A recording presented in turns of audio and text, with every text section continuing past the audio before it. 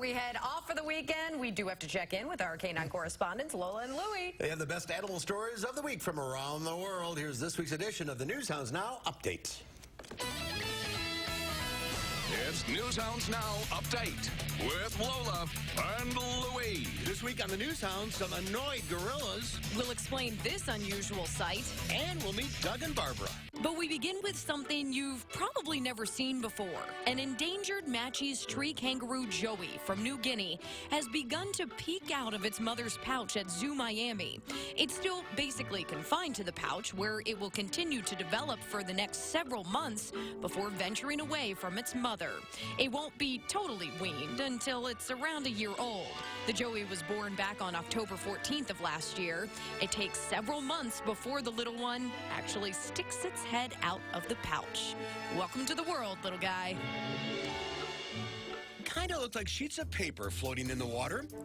Cownose Rays grow rapidly, and male rays often reach 35 inches in width and weigh 26 pounds. Females typically reach 28 inches and weigh 36 pounds. And grouped together like this, well, it's just another wonder of nature.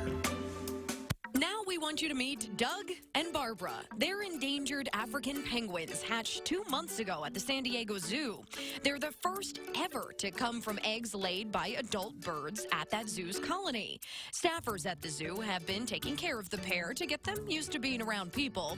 They'll be reintroduced to the penguin colony in a few weeks. The chicks are important to a species that has declined from 1 million breeding pairs to only 23,000 today. By the way, Doug and Barbara are named after the San Diego Zoo CEO, Douglas Myers, and his wife. And finally, these gorillas are not fans of the mist. Just watch them scurry out of the rain at Riverbank Zoo in South Carolina. A dominant male silverback, 3 adult females, and 2 young males, each carried by their mothers, apparently don't like to get wet.